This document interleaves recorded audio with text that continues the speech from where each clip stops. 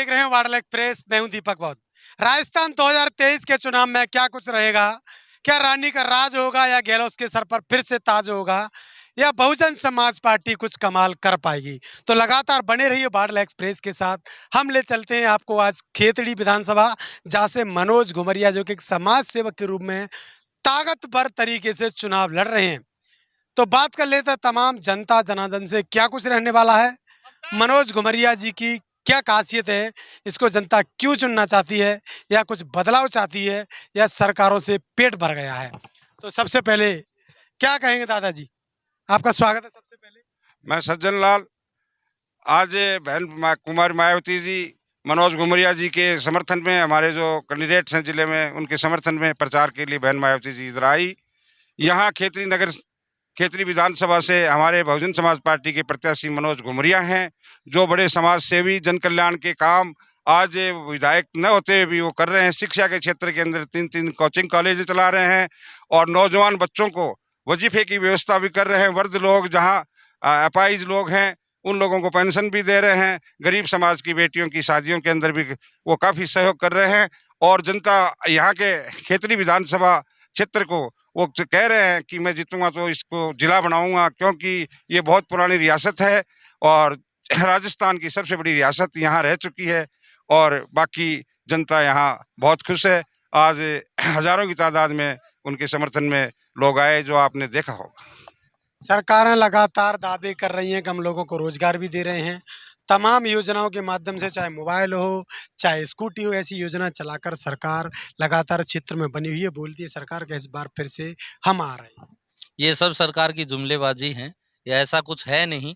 अगर यहाँ की लोकल परिस्थिति के बारे में आप जानोगे तो यहाँ बहुत पुराना कारखाना ताम्रनगरी के नाम से विख्यात HCL, जिसको इन कांग्रेस और बीजेपी दोनों सरकार ने डुबोने का काम किया, और हमारे यहाँ से प्रत्याशी मनोज जी घुमरिया बसपा से, इन्होंने सबसे पहला मुद्दा यही रखा है रोजगार का और शिक्षा का। उसमें प्राथमिकता ये रहेगी जो HCL Hindustan copper limited plant को तेजी से बढ़ाया जाएगा और इसमें युवाओं को रोजगार मिलेगा। क्या कहोगे 2023 में कौन आने? 2023 में हमारे खेतरी विधानसभा क्षेत्र से मनोज घुमरिया जी कम से कम 10 या 20 हज़ार से लीड करेंगे। और सर्व समाज का मुद्दा है कि अब की बार मनोज घुमरिया को वोट देंगे, क्योंकि एक ही समाज को हमेशा टिकट देती रहती है। ऊपर की पार्टियां, दोनों पार्टियां एक ही समाज को टिकट देते हैं। नीचे से लेके प्रधान ले लो, MLA ले लो, नीचे से वार्ड पंच तक, ये अपने सरपंच भी यही बनाते हैं। तो अगर सारे समाज सिर्फ वोट डालने के लिए क्या? ये सारे समाज का चुनाव है। अब की बार मनोज घुमरिया की सरकार है। चलिए लगातार अन्य लोगों से भी बात कर लेते हैं। 2023 का चुनाव है, एक ही समाज का खासकर मुद्दा लगातार माना जा रहा है। सरपंच से लेकर विधायक सांसद तक एक ही समाज के लोग बनते हैं। तो क्या बदलाव क्यों मांग रहे हैं? क्या कहेंगे इस बार मनोज घुमरिया का जो खासियत लोगों को बताई जा रही है, अगर राज आ रही है उनकी? सबसे पहले तो मैं आपको धन्यवाद दूंगा कि आज हमारी खेतड़ी में आप पधारे। और मैं ये कहूँगा कि खेतड़ी में अब की बार मनोज घुमरिया की बहुत अच्छी लहर है, और ये सर्वे समाज के नेता हैं। हमारे ST कैंडिडेट्स आते हैं। ST में 8,000 वोट हैं ST के, लेकिन इन सर्वे समाज का इनका आशीर्वाद बना हुआ है। कम से कम ये 80,000 वोट इनके पोल होंगे, और 80,000 वोट कम से कम 20-30 हज़ार वोट से जीतेंगे। और मनोज घुमरिया अब की बार बहुत ही अच्छा रुझान है लोगों का, और सबका मत भी है कि अब की बार हम चेंजमेंट करेंगे और परिवर्तन की लहर है। खेतड़ी में बसपा की सरकार बनेगी। Thank you. सरकार लगातार बोल रही है कि हम, मोदी सरकार बोलती है कि हम किसानों को 12,000 रुपए दे रहे हैं। तमाम जो योजना उनके माध्यम से, चाहे बुजुर्ग पेंशन हो, महिलाओं को पेंशन हो, बच्चों को तमाम योजनाओं के माध्यम से मोबाइल, स्कूटी ऐसे काम कर रही है। क्या उसको रोक पाएंगे? क्या उनके माध्यम से वोट नहीं जा पाएंगे उनके पास, या कैसे प्राप्त करो? नहीं, मोदी को तो यहाँ, मोदी का तो कोई है ऐसा कोई मुद्दा नहीं है। यहाँ तो गहलोत जी के बारे में ज़्यादा लोग सोचते हैं। गहलोत जी बढ़िया काम किया हमारे राजस्थान में, ऐसी कोई बात नहीं। हम तो ये चाहते हैं कि राजस्थान में कांग्रेस सरकार वापस आए। धन्यवाद। खेतड़ी का क्या चाहते हैं? खेतड़ी में अब की बार बहुजन समाज पार्टी का प्रत्याशी भारी बहुमत से जीतेगा और उनकी 20-25 हज़ार वोटों से जीत होगी, यही हमारा अनुमान है। हम 2 साल से पार्टी के सक्रिय कार्यकर्ता हैं और हम लग रहे हैं 2 साल से। आज हमारे जो जन सैलाब उमड़ा है, 20-25 हज़ार आदमी जो इकट्ठे हुए हैं, ये बहुजन समाज पार्टी की ताकत है।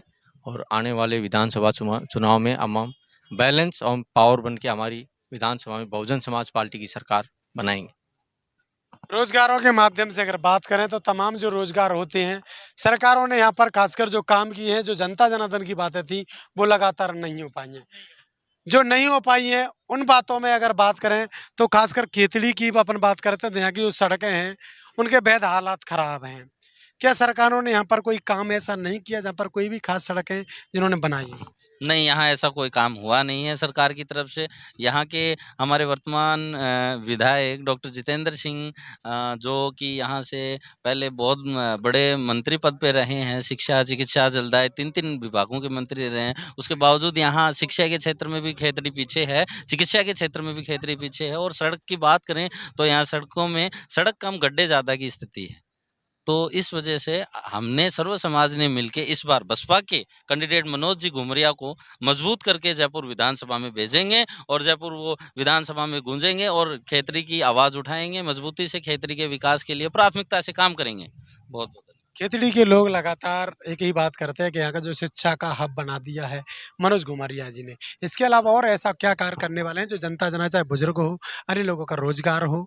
जो एक फैक्ट्री की बात है वो तो लगातार चल रही है, इसके अलावा भी कुछ सोचा होगा खासकर उससे जनता जनार्दन के खास फायदे हो, पानी का वाटर प्रोजेक्ट हो, खेल का मैदान हो, चिकित्सा सुविधा हो, पुलिसिंग व्यवस्था हो, ये भी चरमराई हो। जी, इन्होंने प्रशासन के क्षेत्र में अगर बात करें तो हमारे यहाँ बहुत आपराधिक माहौल था। एक जाति विशेष का बहुसंख्या होने के कारण यहाँ गुंडागर्दी का माहौल बना हुआ था। उसमें इन्होंने हमारे यहाँ एक बहुत अच्छे सीआई विनोद जी सांखला को लाके यहाँ शांति व्यवस्था, कानून व्यवस्था स्थापित की और शिक्षा के क्षेत्र में इन्होंने बाबा साहब के आशीर्वाद से 3 कोचिंगें खोल रखी हैं, जो कि बवाई है, मेहाड़ा है और खेतड़ी है। और उसके अलावा अगर स्वास्थ्य की बात करते हैं तो ये कह रहे हैं कि जो ही मैं यहाँ से अगर एमएलए पर बनता हूं तो उसके बाद में यहाँ जो जिला उप अस्पताल है जिसकी हालत अभी बहुत ज़्यादा खस्ता है, उसको पूर्ण रूप से बढ़िया तरीके से अच्छे चिकित्सक यहाँ बिठाए जाएंगे और अच्छे तरीके से यहाँ लोगों की इलाज और सुविधाएं मिल पाएंगी। और रोजगार के क्षेत्र की अगर हम कहीं बात करें तो इनका मूल है जो HCL है, हिंदुस्तान कॉपर लिमिटेड, जिसके नाम से हमारी ताम्र नगरी खेतड़ी को जाना जाता है, उसके ऊपर इनका पूरा फोकस है। ये जब सरकार में आते हैं तो ये यहाँ के इस HCL प्रोजेक्ट को दोबारा से जिंदा करेंगे। यहाँ के नेताओं ने इस प्रोजेक्ट को डुबाने का काम किया है। यहाँ से मनोज जी घुमरिया जीतने के बाद में इस प्रोजेक्ट को दोबारा से पुनः जीवित करेंगे। चलिए लगातार बने रहिए वाडला एक्सप्रेस पर। यूट्यूब पर है तो सब्सक्राइब करिए, फेसबुक पर तो फॉलो करिए, इंस्टाग्राम पर भी हमें देख सकते हैं। खेतड़ी का न रानी का राज होगा, न गहलोत के सर पर ताज होगा। इस खेतड़ी में सिर्फ और सिर्फ मनोज घुमरिया का राज होगा। तो देखते रहिए वाडला एक्सप्रेस।